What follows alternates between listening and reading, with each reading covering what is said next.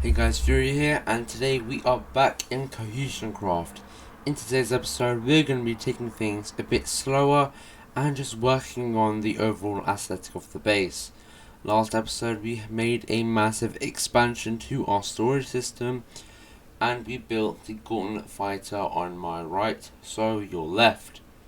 Today, I want to do a lot of terraforming and just terraform the main area that we've currently built above and build our first Doomspire tower. So, over here, I've got some maps going on, and it's basically so whenever I change something, I can just pick the map up, update it, put it back down, so we get a whole overview of the base and the entirety of the surrounding area.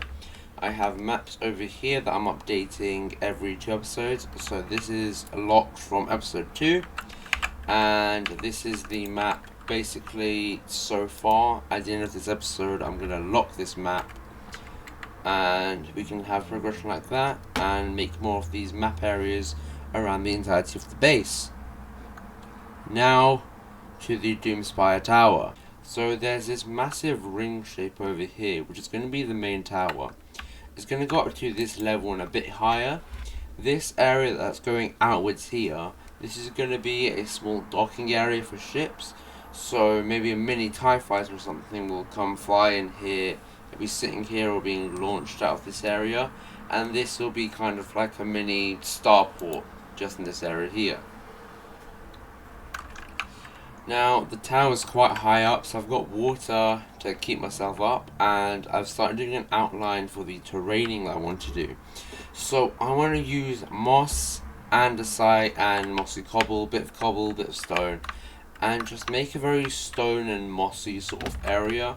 I don't want to rely too much on dirt for this build.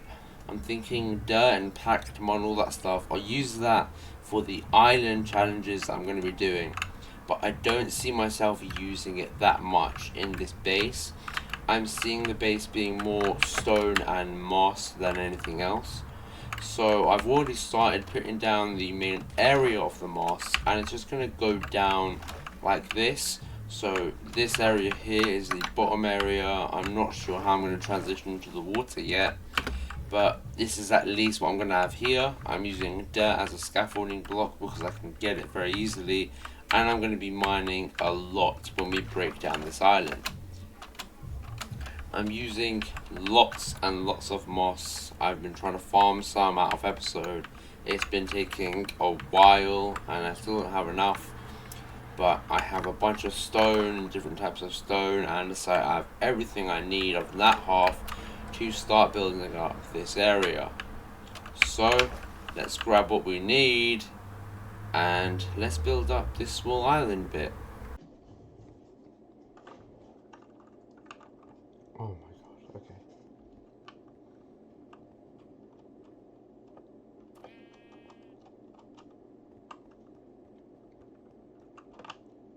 After a couple hours of grinding, the structure has been modified and completed. So let's go and take a look what I've done. Now it's not 100% completed, but from the exterior it's fine. So I have some farms here, bamboo manually and warp stems manually. Here I want to have chorus fruit, here I haven't decided, so I've left this small opening just so I can drop down instantly instead of going through the scaffolding for now. I also have a normal TIE fighter exiting from this massive hangar bay, and if we go to the top section, I actually built a landed outland TIE fighter. I should have made it face this way, but it doesn't matter too much.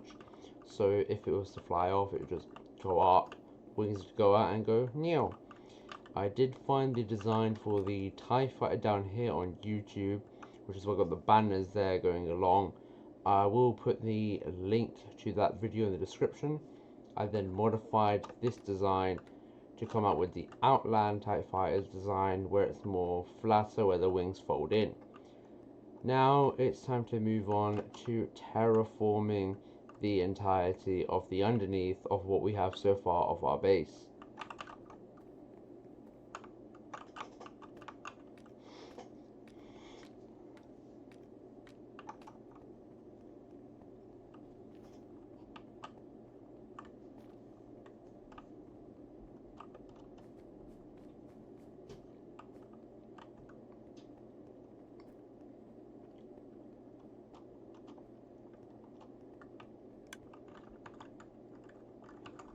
looking at the central map of our base, we can see all of the moss outlines where we're going to start terraforming. I made this outline go a bit too far. I wasn't paying too much attention to my actual base and to how I actually wanted the thing to structure and be structured around the entirety of the island. So later on, when we expand this way and I get another map, then we'll worry about continuing on our terraforming. But for now, we don't have too much work to do. We just have to cut down on a lot of the land, and I mean all of this massive amount of land, and then replace it with moss, and then we can work on the cliff faces, which will sit right underneath the moss outline. So, time-lapse time. So long story short, my footage got corrupted again, my audio got corrupted, so it's just some background audio and nothing else. For some reason, my microphone didn't pick up my voice. Basically, I went, got a villager, took it all the way to my base, came back, took another villager from the village right next to my base, so there's a small island next to my base. The footage of me building up the tower and the ring and everything, all of that footage somehow just went poof. And yeah, so I don't have any of that footage. I've lost a lot of footage trying to make this video, especially really late. This video's meant to come out way before, like ages ago. I never got around to doing it. So video coming out a month late. But yeah, I've lost a lot of that footage. But episode 5, I'm gonna make it come as quickly as possible within a week's time. I'm gonna get episode 5 out. I still don't understand how my footage has disappeared when I have footage from months ago. But yeah, that footage is gone. I've made all of the stuff, and we'll go to the next clip. And yeah, so I've made the breeder. Let's go. Okay, so I've transferred both villages and somehow fox. I don't actually know how to make a villager breeder or an iron farm. So I'm going to go on YouTube, try and find out how to make a villager breeder, then breed them, and then make an iron farm. So we're going to make a lot of progress in a couple seconds, so I'll see you when both of that is done. Right, so basically I got this thing built and it's now working. So I have one baby villager here so far. I think you need about 3 or 4 villagers for an iron farm. So we're going to have to wait till these guys get up and then just keep breeding them and then just make all the villagers we need. And sooner or later we can actually just start off with all the work that we need to do and make our iron farm. With our iron farm now built, we have basically an infinite supply of iron. So I got this from a YouTuber called Wattles. I've been watching his videos for a while using all of his tutorials in my build. So we've got these 3 villagers and the zombie in a boat. The zombie makes them panic. They panic, spawn a golem up there, falls down to some campfires and dies. You can use lava as well. I decided I'd use campfires because they look cooler and I don't need to get a bunch of signs and make my life more complicated. We now jump down here and we can see some iron. I actually made this iron pickaxe from here, so we've had about 11 pieces of iron so far, and then we're going to get iron from this golem here. And then yeah, it's a very efficient farm, but the problem that I get sometimes is the villagers don't sleep and then the farm stops working. So at times you'll have to go back to the actual farm and there's blocks between the glass that are just air, so the villagers actually panic. So you can see there's residual dirt there, so I might have to go back again, put some dirt back, let them sleep, in the morning break it again and go through that process. You can see a golem coming up now, falls straight down and then starts to die. Sometimes you are going to have to fix this and keep troubleshooting it, but overall it's quite efficient. Now, to make a moss farm.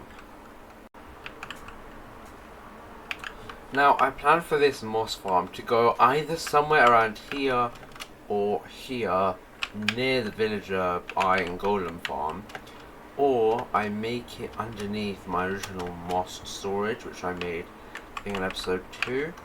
So I'm thinking we can either make it underneath here and then have that feed directly into a set of chests or set of barrels and then move them later on. And I'm thinking this is actually quite a good place to put it because I don't actually have anything underneath this. Most of my farms are inside the actual pillars because I think that my villager breeder is in this pillar, or yeah, so the villager breeder is in this pillar and my obsidian lava farm is in this one. So a lot of my farms and storage and that sort of stuff is in the pillars or in the big tower that we made earlier this episode. And I'm thinking, since nothing actually goes underneath here, you can see it's just empty space. And now with a moss farm complete, we just need a power source. So if we start this thing up, it sends a signal, and then it does this. And I've gotten this much moss so far, but you need bone meal for this. And I don't have too much of that. But that thing right there, that is a skeleton spawner. So what we need to do now, and I'm actually going to time lapse this, we need to dig that out and make ourselves a skeleton farm so that we can get an unlimited supply of bone meal. Yeah, it turns out I actually recorded all of the time-lapse footage on a stream, but I forgot to download the stream. So basically it's the only footage I have from ages ago when I originally recorded all of this, because I forgot to save, highlight and download the stream. So I just have this, and it's all the footage I've got, but I mined everything out and I have a fully operational skeleton farm. And it works very, very, very, very, very, very, very well. After not even 10 minutes of AFKing, we have just over 6 stacks of bone meal. We can now set this farm up and start making loads and loads of moss to expand and terraform this massive, massive area. But that's all the time we have for today's episode. I hope you all enjoyed. We made some massive progress and a bunch of new farms. And I'll see you next week in episode 5. Peace. Yeah, episode 5 is not going to be next week. It's going to be in like 5 days. Yeah, I recorded these videos ages ago. Episode 4, 5 and 6 have been pre-recorded, but I never got around to editing them. So episode 5 is going to come out on Friday. So this episode right now uploaded Saturday midnight. So Sunday basically. So yeah, episode 5 should be out on Thursday or Friday, no later than that. And episode 6 will be back to the Friday afterwards, and then I now need to go on to recording episode 7. So I'm like a month ahead of schedule, also a month behind because I have the videos and edit them. But yeah, I now need to go edit episode 5. So take care, and I'll see you next episode, which has also been pre-recorded.